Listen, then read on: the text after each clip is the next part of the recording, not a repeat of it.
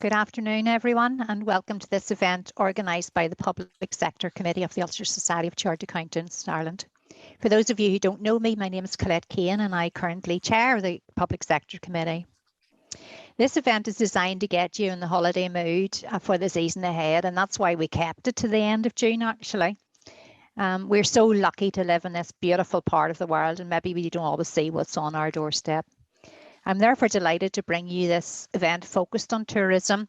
And whilst many of us think of tourism as you know, holidays or downtime, it has an important contribution to make to our economy. Therefore, the theme of today's event is looking at tourism as a path to recovery from the pandemic. We have two great speakers here today, and there will be an opportunity for questions after both presentations are completed. Please use the Q&A box, which you can find on your screen, and put the questions in as they come to you, because that makes it easier to remember them rather than waiting to the end. So our first speaker is Dr. Peter Bolan, who is a senior lecturer and director of the International Travel and Tourism Management courses at the University of Ulster Business School. Peter's main research areas focus on film, screen tourism, digital tourism, and golf tourism. And I look forward to hearing the detail behind some of those. So it's over to you, Peter. Yeah. Thank you, Colette. Can you see and hear me okay? I'll just share some slides here to frame things around. So hopefully everyone can see that on screen at the moment. Great, thank you. So pleasure to be with you all today, everyone, to talk a bit about tourism as an economic driver and some current and future perspectives in relation to recovery that way. If I start off with some context, I think it's important to look at where we've gotten to with tourism sort of pre-COVID. And obviously, as we know, COVID has decimated many industries, not least the whole area of travel and tourism, but also look at where things are going now in terms of recovery and what we have to do, in a sense, to make sure that things recover in the right way going forward, and indeed how an industry like tourism can also aid in economic recovery in a more general sense that way as well. And tourism is very much a highly significant driver on a global basis. It generates wealth, jobs, exports, civic pride, and innovation. And, you know, if you think about it, who doesn't love to take a holiday? So, you know, it's become a very, very important part of modern life, in a sense. It's something that we all like to do. It's something that we, in fact, could argue that we need to do on a regular basis. And, you know, if one thing that came out of COVID in relation to that has made us appreciate, I think, the ability to be able to travel and to take a holiday and so on, that perhaps we had started to take a bit more for granted before the pandemic came along that way.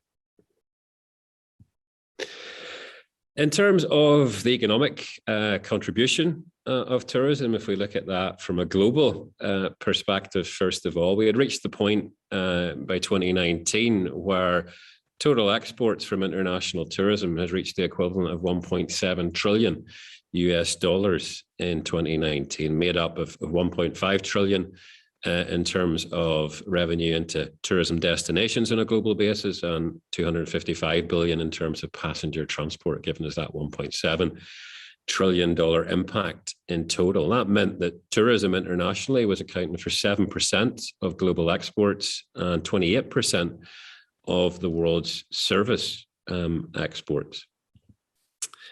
That meant that tourism really had become the world's third largest export category after fuels and chemicals, and ahead of things like automotive products and food. So the fact that tourism had become very much the third most significant export industry on the entire planet, I think is highly significant, and I think showcases the fact that sometimes we don't always appreciate the actual economic contribution that an industry like tourism can make. One thing that the tourism can also do economically, and sometimes is underappreciated and undervalued as well, I feel, is the fact that it can make a major contribution to a country or a destination's balance of payments. So, if you're earning more from international tourists coming into your country in terms of revenue that way than you have going out of your country from your own people traveling abroad and spending abroad and so on, then that very much creates that surplus in terms of balance of payments that way. And some countries have benefited phenomenally well from that, the likes of the United States in particular. If we look at some of those recent figures for 2019, before we were hit with COVID, you have there on the left of the screen the world's top destinations in terms of the number of international visitors that they receive, but on the right, the top earners in terms of who were benefiting the most from tourism spend. And so you can see from that, France has been actually for some time the world's most popular tourist destination. They get more international visitors than any other country on the planet. And France, Spain, and the United States have always dominated as the top three for quite some time now. You see the UK makes it in there just at the number 10 spot in 2019. But if you look at the right-hand side of the screen, in terms of revenue earned from international tourism, it's very much the United States that is benefiting most in terms of tourism spend that way, with France, the top destination there at number 3, and the UK doing quite well out of that as well, although 10th most popular in the world in terms of visitor numbers, actually in there at 5th place in terms of revenue earned from tourism that way. And that's very significant too. Looking at things that way in terms of going forward and growing tourism back and recovery in terms of tourism and how we can use tourism to aid economic recovery in a more general sense. And if we're also talking about going forward with tourism in terms of recovery and so on, and doing so sustainably, and sustainability is a big feature for all of us these days going forward, then the way we have to think about that more is the importance of attracting higher spend tourists rather than just going after higher tourism numbers, which is not necessarily the smart way to do it in terms of other problems that can occur. If we look at predominantly why and how people travel on a global basis, they're predominantly traveling for leisure or holiday travel reasons.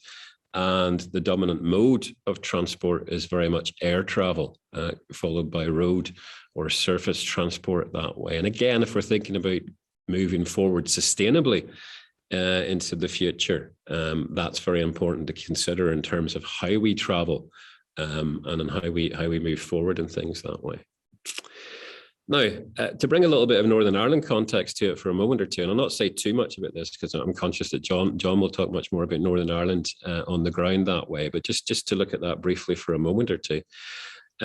We had got to the point, certainly in 2019, for our economy was being well driven by the tourism industry. We'd reached the point where we had over 5 million visitors. We'd become a £1 billion industry that way for the first time, healthy contribution in terms of GDP, over 16 million bed nights, or top attraction in terms of visitor numbers, the Giant's Causeway attracting over 1 million visitors per year, which puts it in very favourable terms across the whole of the UK and Ireland in terms of visitation that way.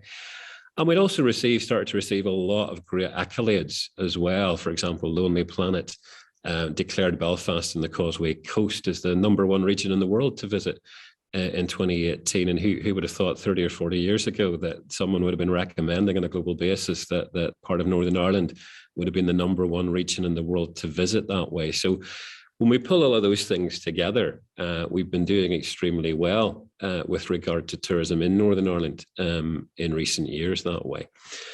And in part, that's been partly because of the fact that we've developed and diversified upon our sort of more traditional tourism product. And 3 areas that I feel in particular have made a major contribution to that. Golf tourism has been one of those. And arguably has been an important part of our product for some time, but we've seen a lot more impact from that in the past sort of 10, 15 years. In particular, the profile of our top golfers from Northern Ireland, the quality and recognition of our top courses and our courses in general, and the way we've been getting to host higher profile, higher status events, of course, culminating in particular when we had the 148th Open Championship at Royal Portrush in 2019. And of course, we have that coming back again in 2025 as well. And golf tourists are quite a high spend form of tourists. So again, it fits very well into current theory and thinking in terms of developing tourism and developing tourism in a sustainable way, that we're going after those higher spend tourists that will make a more significant economic contribution when they're with us, when they visit us that way. Another one that's been very successful for us in Northern Ireland has, of course, been film and screen tourism. There's been notable examples there, but of course, by far the most significant and dominant one, as you know, has been Game of Thrones and the impact that that has had. You know, and that really has brought people to Northern Ireland that wouldn't maybe have considered Northern Ireland as a destination before, because they're fans of that incredibly successful television show and so on. There's been some great initiatives by our tourism authorities, everything from the Door of Thrones campaign to the Game of Thrones tapestry and so on. And then most recently, of course, in February, we've had a new visitor attraction in Northern Ireland with the Game of Thrones studio tour opening as well. And that has enormous potential to do incredibly well, particularly when we get back to a more normal level of international travel and more of those global fans are able to visit that way. So that screen tourism and Game of Thrones in particular has done an awful lot to almost change people's image of Northern Ireland and give them another reason to visit Northern Ireland as a tourist that way. And also, I believe, food and drink, the whole food and drink side of tourism as well, has really gone up in leaps and bounds, again, sort of in the past 10 to 20 years. I mean, 30 or 40 years ago, even more recently than that, we couldn't really have said that food and drink would have been a top major reason to come to Northern Ireland, if we were honest. But in recent years, the quality of our food and drink produce, and particularly among some of our artisan producers and so on, have been winning lots of awards locally, regionally, nationally, and internationally, and so on. And, you know, the quality of food and drink that we can provide to the visitor now is very, very high in that regard. So there are others, but those three in particular, golf tourism, screen tourism, and or food and drink side of tourism, I think have been very, very significant in terms of how we've developed and diversified our product here in Northern Ireland for tourism and how we attract tourists that way. Now, of course, COVID came along, and if you excuse me for 2 seconds, I'm just going to switch the lights back on in the lecture room here because they've gone off. So 2 seconds.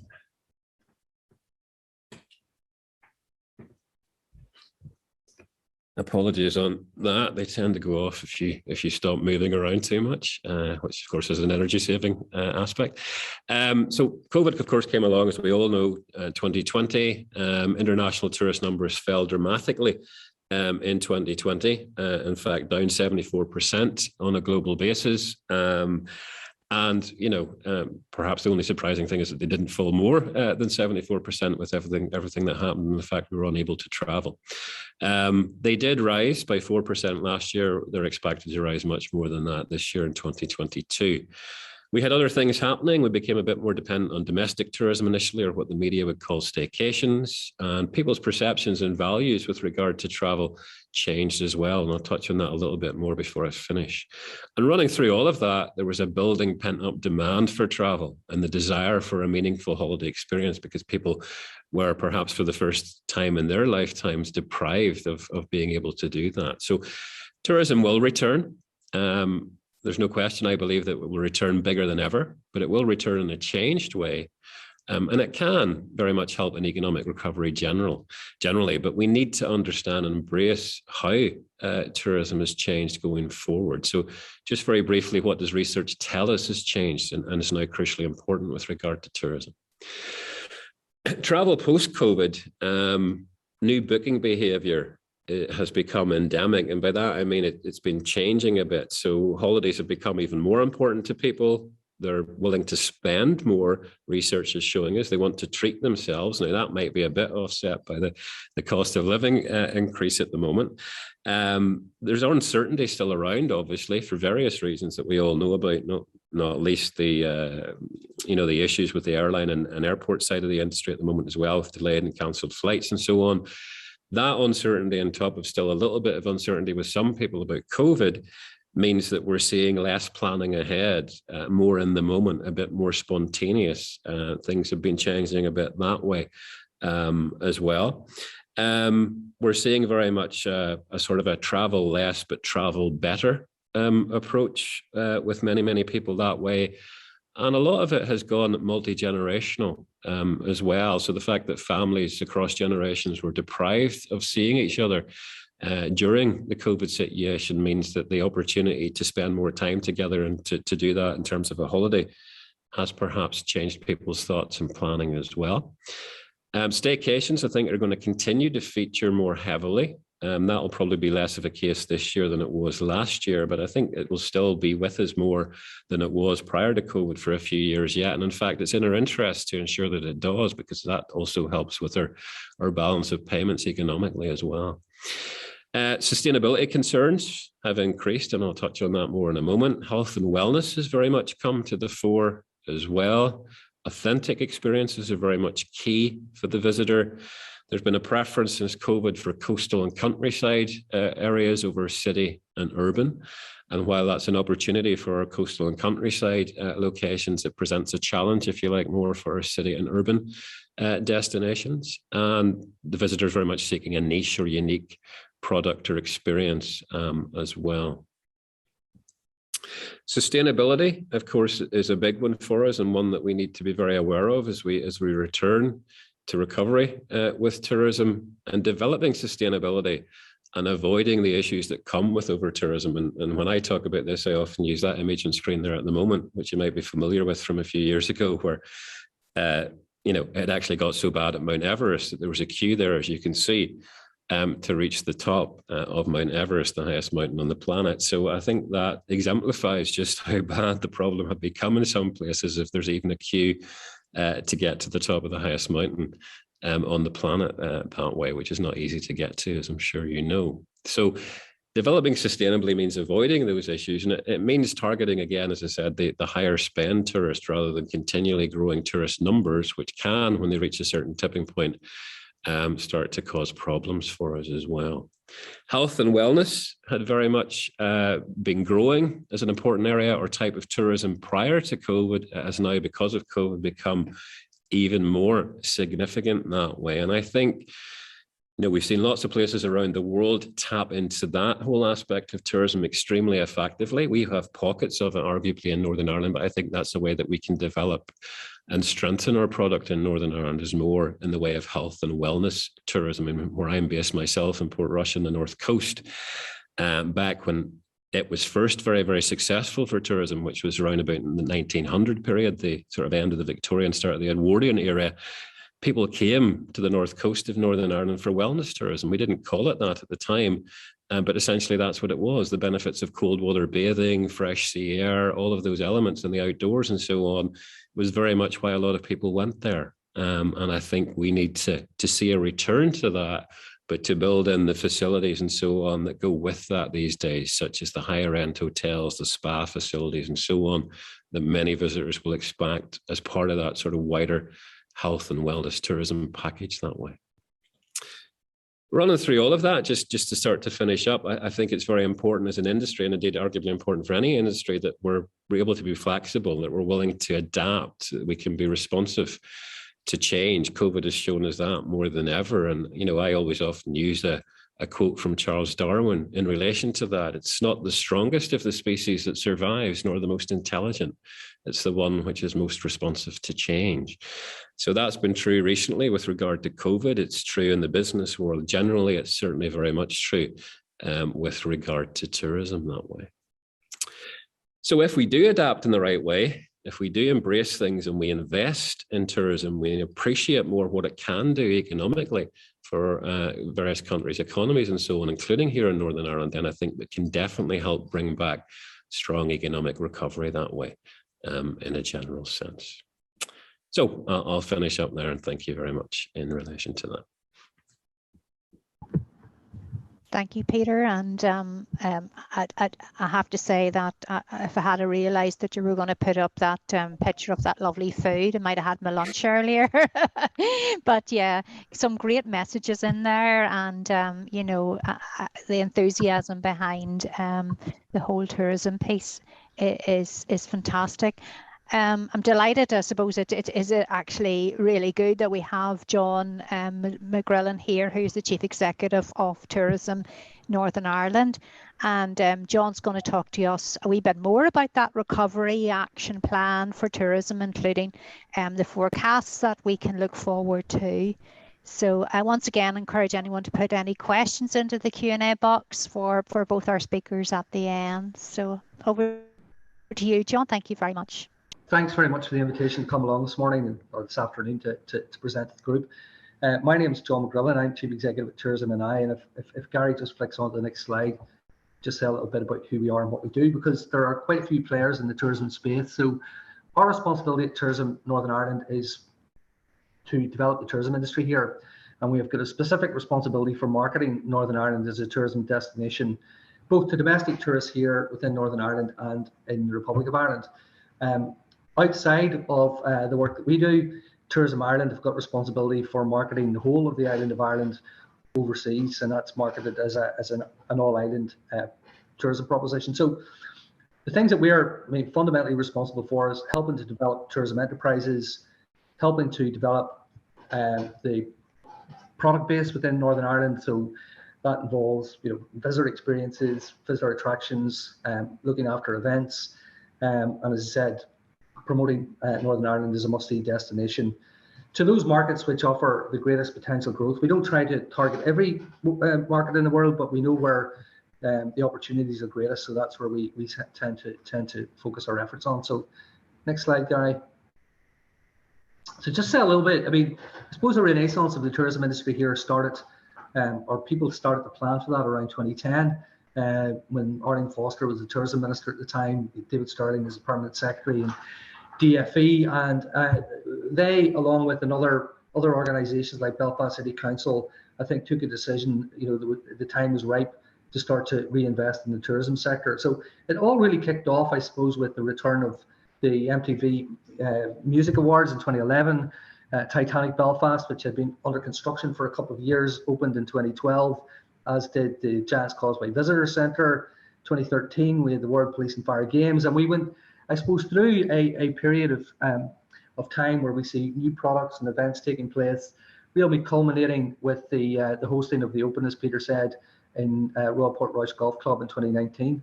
And 2019 saw us breach the £1 billion tourism spend target that had been set by government for 2020. So we managed to achieve that target somewhat ahead of schedule, and we were looking to further growth in 2020. And as the next slide will show, this little boy arrived. So COVID sort of arrived with us in March of 2020, and really on the 19th of March 2020, the world's tourism, travel and hospitality industries effectively closed down.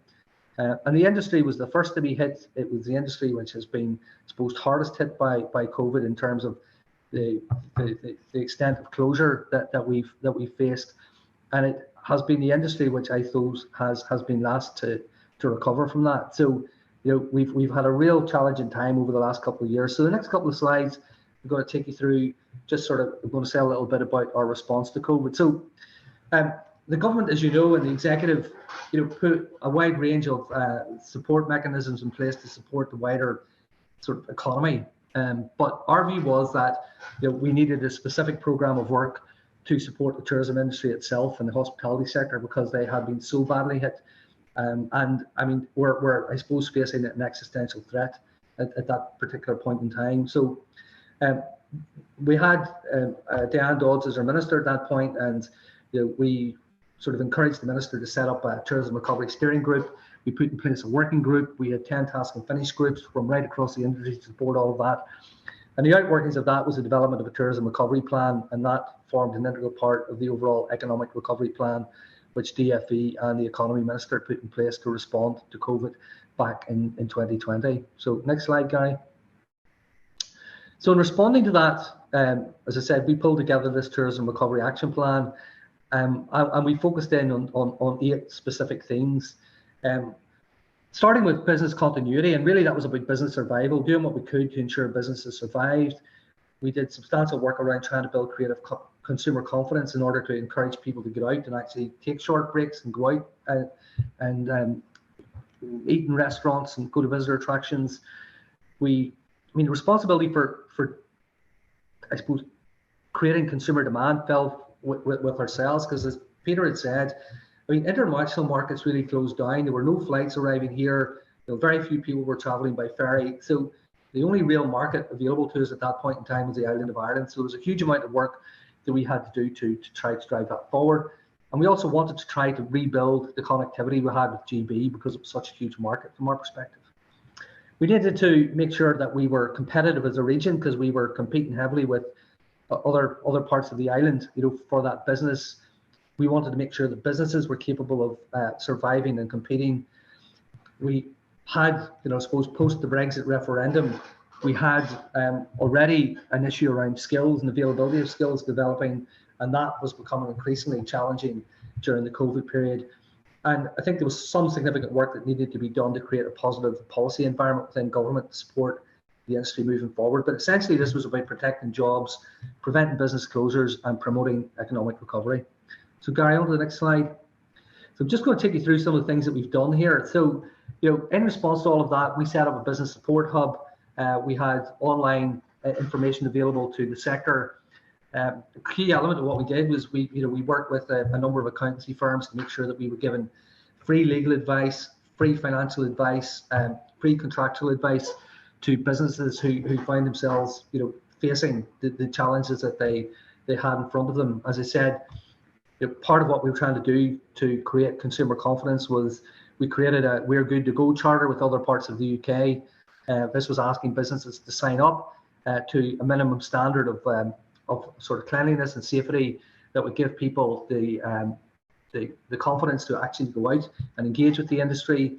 We developed new products and worked with people like Finnebrogue Woods as an example here to create new product that was sort of focused on the outdoors, where people felt safer, to make sure that we had a wide range of activities for people to undertake. And we ran a massive campaign with the help of additional funding, which you could not have missed, called A Small Step to a Giant Adventure. And that was really, for the most part, aimed at our counterparts in the Republic and the audience in the South, who over years felt Northern Ireland was a little bit far away. They felt that we didn't have as much to offer as they had down south, and that we were perhaps maybe not as an exciting place as we knew it to be. So this call to action was really a central part of our sort of campaign to get more people here and spending more money here. Next slide, Gary. So, we undertook a huge amount of work over that period of time. We had a tourism enterprise development program that we drew together and really worked very closely with the industry to find out what their key challenges were. And we ran a vast series of webinars and provided online advice to help them address understanding the market, helping them to recruit and maintain people, getting people much more digital savvy, because as Peter was saying, the tourism industry has been going through a very innovative period of time, and we've had to make sure that people are online, because if you're not online in the current sort of today, you're invisible from a tourism perspective. So again, focusing on the customer excellence, business planning, and helping people with their sales activity. And we had a number of funding programs to help develop new products. We had a recovery program where we basically sat down, worked with mentors with businesses, did audits of their needs and give them bespoke programs of support. And we provided people with support to develop and redesign their websites so they were more visible online and could secure that business. And whilst we weren't able to travel internationally, we had a vast array, working with Tourism Ireland, of webinars for international tour operators, really connecting our businesses on the ground here with international tour operators. And we're very much seeing the fruit of that now in terms of the numbers of tour operators who are now programming Northern Ireland and are visiting visitor attractions perhaps now that they didn't do in the past. So a huge program of work really over the last 2 year period. So just on to the next slide, Gary, just to say a little bit about what the benefits of that were. We've seen, as Peter had said, we saw a huge uplift in the numbers of people taking short breaks at home in that staycation market. But for us, it was really important that we drove new business out of the Republic of Ireland. So over that period of time, we saw the number of residents from the Republic of Ireland visiting here double during the summer period, and we saw domestic spend grow by almost 1/3. And I suppose one of the real pleasing pieces of the research that we undertook was to find that basically 2/3 of people who came from the Republic of Ireland, and many of those were coming here for the first time, were really encouraged by what they saw, and were very keen to come back again over the next couple of years. And interestingly, over that period, we've seen the average daily rates and the revenue per available room in hotels, which is really the real performance indicator for hotels, exceeding the pre-pandemic levels. So really over the summer of 2021, we saw the tourism industry here outperform the performance that it had over the summer of 2019. Of course, the challenge that we did see was over the first 5 months of the industry of the year, the industry was closed. So whilst the summer was good, the whole year was slightly sort of less impressive than that. But I think we've done a pretty good job in trying to generate demand. And as I said, tour operators, were indicating strong order books going forward. And as we look at what's happening today, next slide, Gary, we're seeing the fruits of all of that. So the year to date, we started off the year a little bit more slowly than we would have hoped, but the numbers of people who were booking hotels were about 85% of where they were in 2019. So I suppose recovery was much faster than we anticipated it would be. And as time progresses, we're seeing those gaps between now and 2019 changing dramatically. And over the first couple of months of the year, we've continued to see those Republic of Ireland visitors continue to come here. And the spend by ROI visitors in 2022, in the first quarter, was up 25% on that which we saw in 2019. Really encouragingly, as Peter had said, we lost really all of our connectivity into our airports, and by the summer of this year, we will see that back at 89% of where it was in the summer of 2019. And there's a real, there are two real factors, I suppose, driving things here. There's pent-up demand, there's greater confidence in travel, and people have money in their pockets that they weren't able to spend during COVID. So we're seeing that working its way through in terms of some of the hotel rates we're seeing and some of the levels of expenditure that is coming through. So for the most part, up to now, performance has been good. Next slide, Gary. And the hotel sector has performed particularly well in all of that, and has returned to strong trading. And we're seeing average room rates, somewhere in the region of about 20% higher than they were 2 years ago. But the RevPAR is up substantially because they are benefiting from high occupancy rates and benefiting from high room rates as well. So all of the indications are that that's going to continue through the summer of 2022. Short breaks are continuing to prove popular, and particularly for people, I think, who are now starting to feel the impact of the rising costs at home. But as I said, there's still a legacy there of people not being able to get away. So that demand for higher-end hotel products seems to be pretty prevalent. And we're looking at places like Galgorm, they're incredibly busy, the Merchant Hotel and places like that. So the upper end of the market is performing exceedingly well. Next slide, Gary. So just a little bit about the growth that we're seeing. Peter was suggesting that wellness is an important part of what we're doing going forward. The importance of golf can't be underestimated, and we've seen a very significant demand for hotel accommodation on the North Coast, and we're now seeing significant investment in that part of Northern Ireland. Hopefully, people are hoping to get new product out and onto the market before the open returns in 2025. There's about 500 new bedrooms planned in Belfast over and above that which we have and we're expecting to see that come on stream on 2023. And we've seen some very high-profile sales, not least AJ Capital's purchase of the Slieve Donard. They've also bought a site recently in Portrush. So seeing those big international players come into the market here in Northern Ireland is something that's really welcome. And of course, we've seen people like Galgorm invest heavily in existing stock that we've got, alongside the Hastings Hotel Group and Dalata and McKeever and others. So, I mean, there's a clear, there's clearly within the sector confidence in things moving forward. And as Peter said, our projections are that we will continue to see the tourism industry grow over the next decade or so. Next slide. So, and in saying that, there are some challenges going ahead, but as Peter was saying, tourism is an important part of our economy and a part of our what I think we need to be doing going forward. I mean, one of the key issues that we've seen come out of COVID is the numbers of young people between the age of 16 and 24 who have joined the ranks of the economically inactive. And we have within the tourism sector, an industry here with a significant number of unfilled vacancies. So we see a real potential here to start to provide employment opportunities for people who might otherwise end up long-term unemployed. Our long-term growth, as Peter had said, is really going to be dependent upon quality rather than quantity. So we are going to place greater emphasis on attracting more visitors who generate greater spend. So as Peter had said, golf visitors, wellness, people are coming here for wellness products are very important to that, and we want them to stay longer and spend more. And COVID-19 has created in people's minds a greater understanding of the impact that our actions have on the environment, and particularly the younger sort of people who are coming into the market are much more conscious of the need for us to behave in a sustainable way, and indeed have an expectation that the tourism industry will work in a sustainable way. So regenerative tourism, as we have described it, is going to be at the centre of everything that we do as we move forward. So a much greater focus, I would say, on the host community and the benefits that tourism brings to the host community, as opposed to being solely focused on the numbers of tourists that we bring. Next slide, Gary.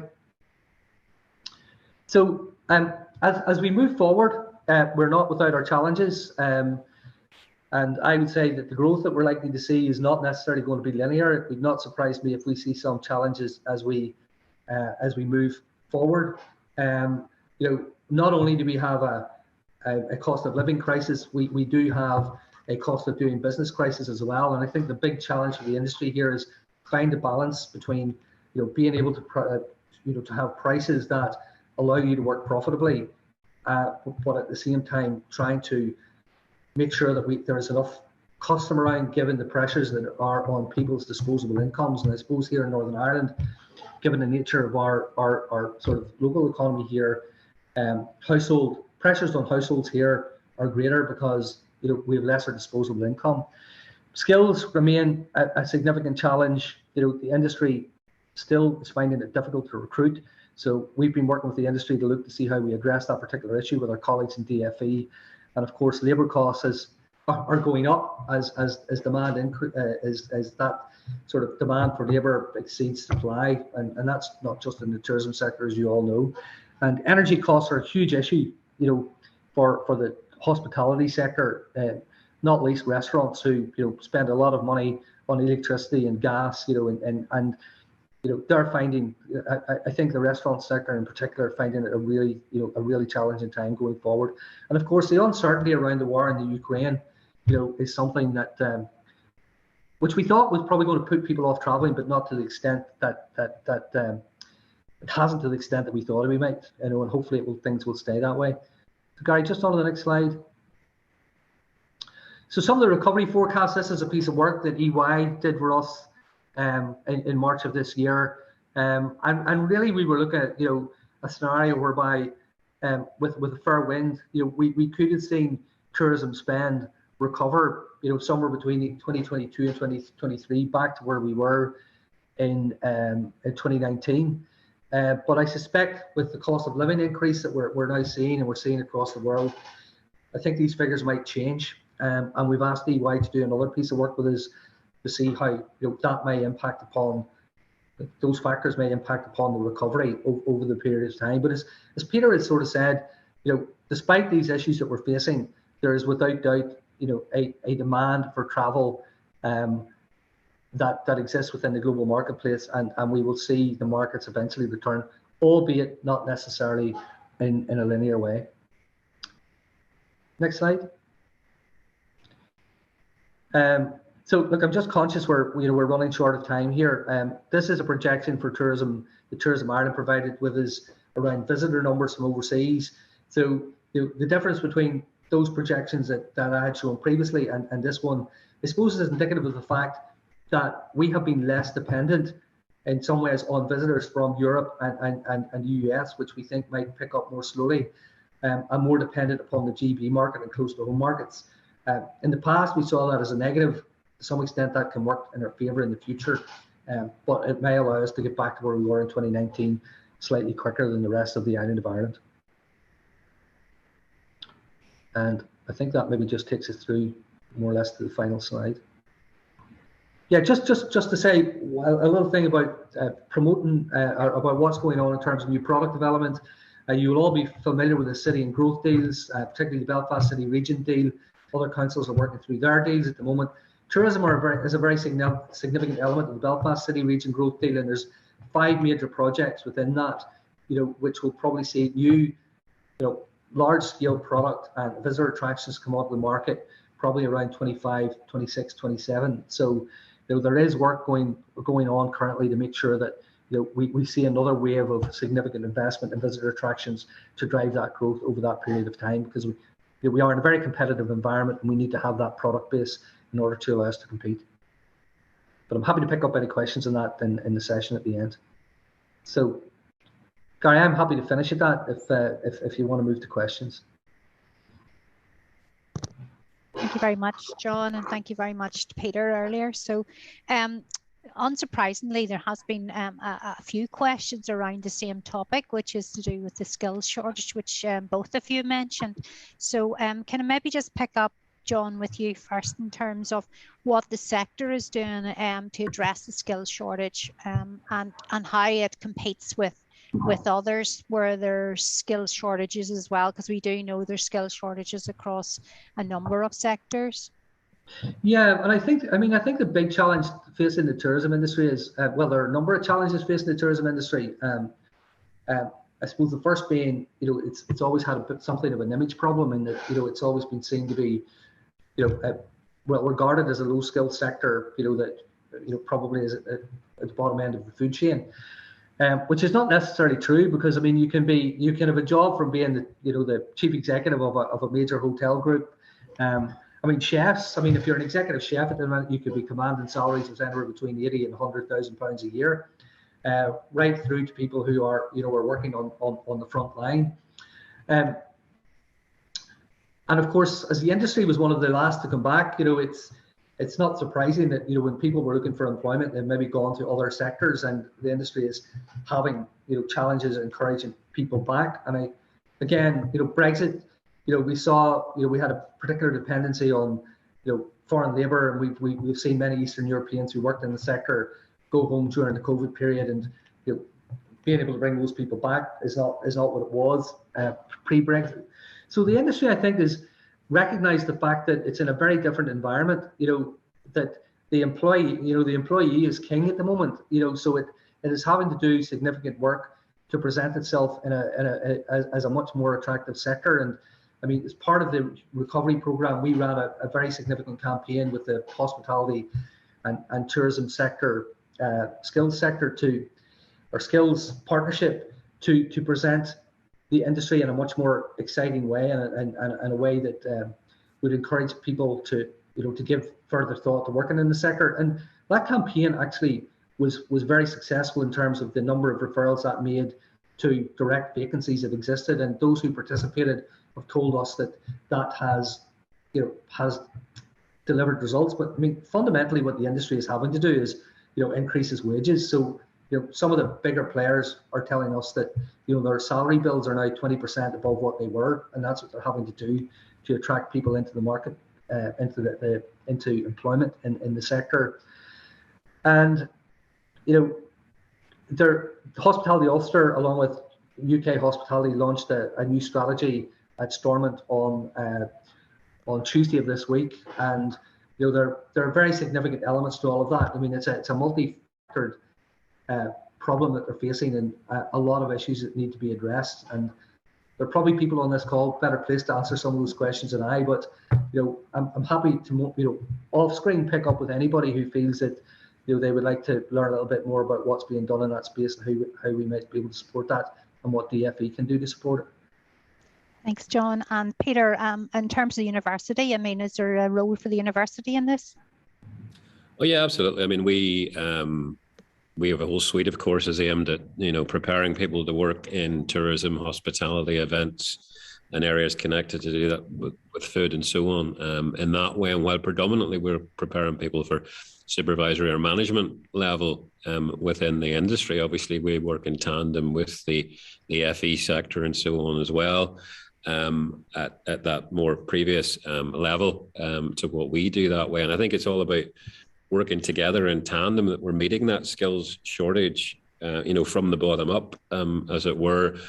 And in particular, encouraging young people that the tourism industry in general and the various sectors that make up the tourism industry is a very worthwhile, rewarding, dynamic industry to work in. And while I can't speak for the FE sector because I haven't seen their figures, we haven't taken much of a dip during COVID or post-COVID in terms of workforce applications and student entry numbers and so on, which I think is encouraging. It still shows that young people are viewing the tourism and connected areas as a very valid career choice to be making and to getting qualified for and so on. And as John touched on, we've lots of great organisations in Northern Ireland, from Hospitality Ulster to Springboard to the Institute of Hospitality and so on, that are doing a lot of great work that way. To improve things and to showcase things that way. But I think, we can always do better. There's always more that we can do. And I think it is about encouraging the next generation of people that it is very much an industry worth getting involved in. And it goes back to sort of some of that early context. It is such an important industry, both here in Northern Ireland and globally, in terms of the economic contribution that it can make. And all of those things need to fit together and to happen to realise that, in a sense, to operationalise that. Okay, thank you. Okay, I'm just scanning a couple of these questions. One which I've seen actually some coverage in the news in the last few days on this one. John, maybe for you, how can we increase the tourism offering on a Sunday morning? Other than Titanic Belfast, there are limited attractions available in Belfast. I think I saw one of our local MLAs in the papers the other day talking about this.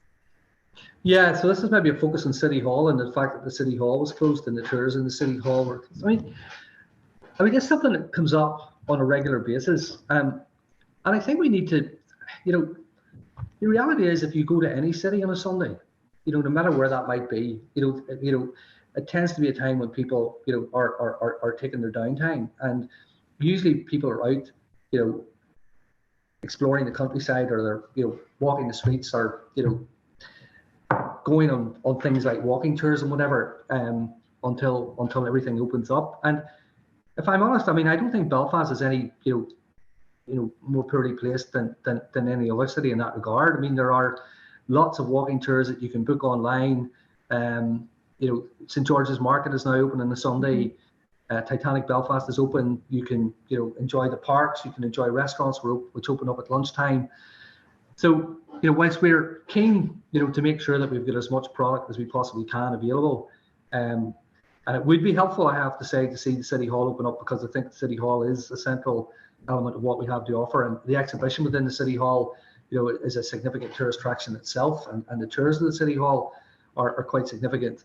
I mean, I do sometimes think we beat ourselves up around the whole Sunday morning issue, and that I don't think we're much different than any other place in that regard, and our benchmarking would suggest that is the case.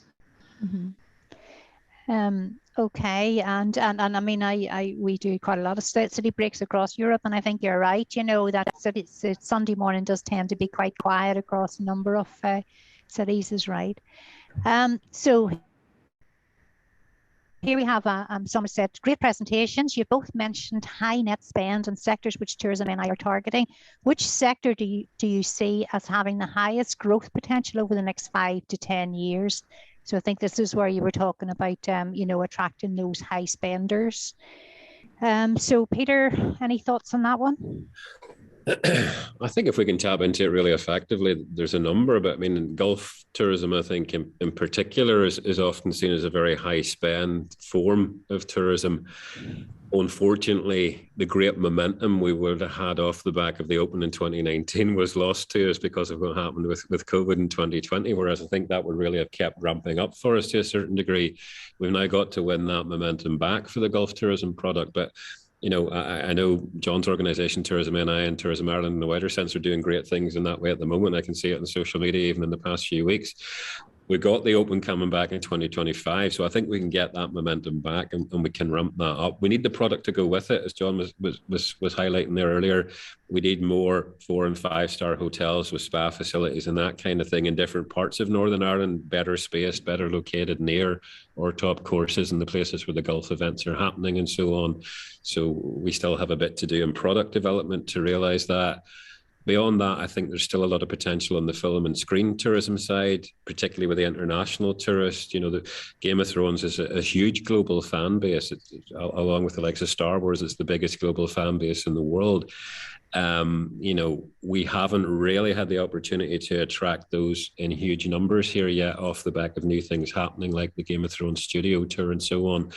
You know, it's popularity, if you like, with the local market will be finite more in a sense, whereas the huge potential with that is the international market. And I think, you know, any form of niche tourism, including film and screen tourism, people will spend on that if you can provide the quality experience that they're looking for. So, you know, I would see those as two hugely significant areas. And then the whole wellness tourism aspect as well at the higher end is a big spend area too, which is another growth aspect.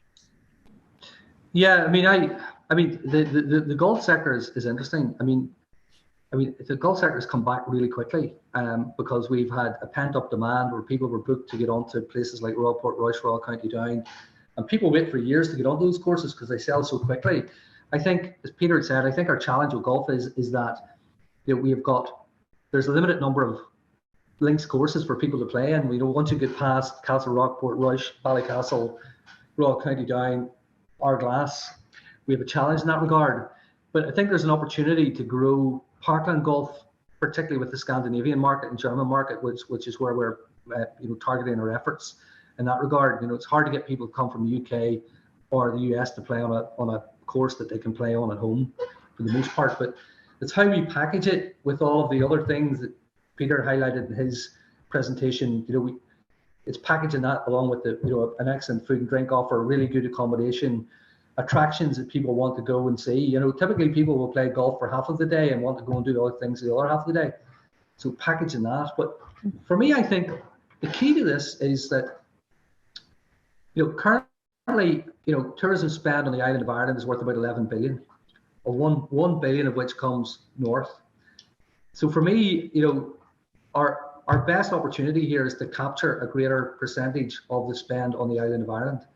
And that involves investment in product that is going to encourage people to come here and to stay, you know, not 1 day or 2 days, but, you know, 3 days and 4 days. So, I mean, I think the City Deals investment is going to be critical in that. I mean, the other interesting thing is that, you know, increasingly people are engaging with the outdoors. As Peter had said, people are looking for authentic product and authentic experiences, and we have got an abundance of those.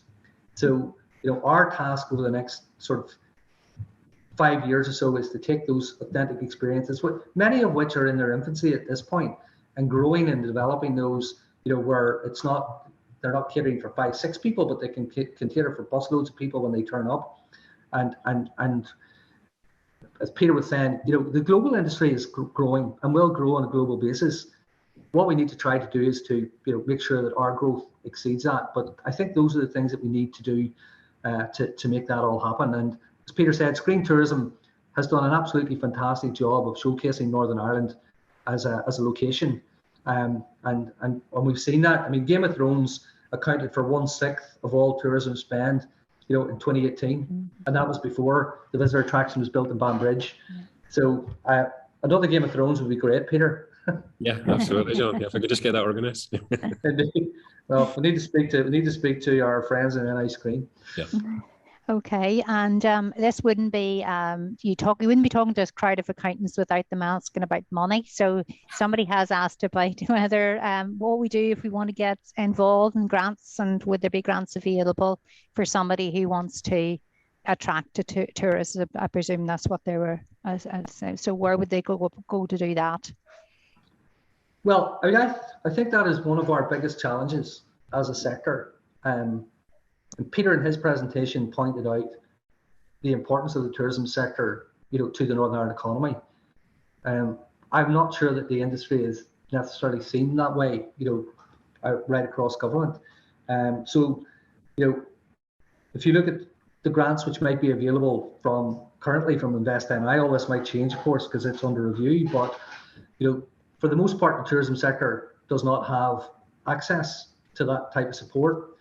The one, I suppose, major area of support that does exist is on the accommodation side, where, you know, if you're building a hotel, there is an accommodation grant that can support that outside of Belfast. It doesn't happen in Belfast because there seemed to be no sort of, you know, market failure within Belfast, but without it. We have good small grant schemes, you know, that allow people to develop new experiences, improve the experiences they've got. But if you look at the investment in new product, not a lot of that actually comes from the private sector, to be honest. I think the Game of Thrones attraction is a you know, an outlier in that regard, you know, which is fully funded by the private sector, and that's not just, you know, unusual here. I mean, you look anywhere in the globe, and it's hard to point to, you know, tourist attractions necessarily, which, apart from, you know, places like Orlando perhaps, or, you know, Euro Disney or whatever, but in most places, tourism product is quite often publicly sector owned and publicly sector funded. Yeah, so we need to be a bit more creative and all of that then going forward, John, it's really, I suppose. Just to echo what John says there, yeah, while there is help available in limited ways, I think a lot of it does go back to the fact that the tourism as an industry and its contribution economically is arguably underappreciated and undervalued in that way. And maybe that's an historical thing. Maybe that goes back to, you know, the Troubles and so on. And, you know, obviously it was very difficult to portray Northern Ireland as a realistic tourism destination during the 70s and 80s, for example, in comparison to now. And maybe that's still there a little bit ingrained in people's minds in a Northern Ireland sense. And maybe they haven't. John and I know very well how important tourism is to Northern Ireland in general terms and in economic terms and so on. But I don't think other people often appreciate that as much as it should be. Yeah. I mean, what I would say, Colette, is, I mean, if you look at some of the very successful places on the island of Ireland, they don't necessarily have big tourist attractions. They've got outstanding landscape and they've got great things to do, you know, and small visitor attractions around it. So if you look at Galway, for example, I mean, Galway doesn't itself have a big visitor attraction, you know, that draws people there. It's got a fantastic program of events. It's got a great nighttime economy, and it's got access to, you know, the Burren to the south of it, and, you know, Connemara to the west of it. And if you look at places like Portrush or Derry, for example, you know, a lot of those attributes are there, you know. So you know, I think what we possibly need to do is become less focused in on visitor attractions themselves, improve what we've got, improve the visitor, you know, the nighttime economy, and provide better and easier access to the landscape, which is absolutely stunning. Yeah. And if we can do all of that, I think we could be quite successful.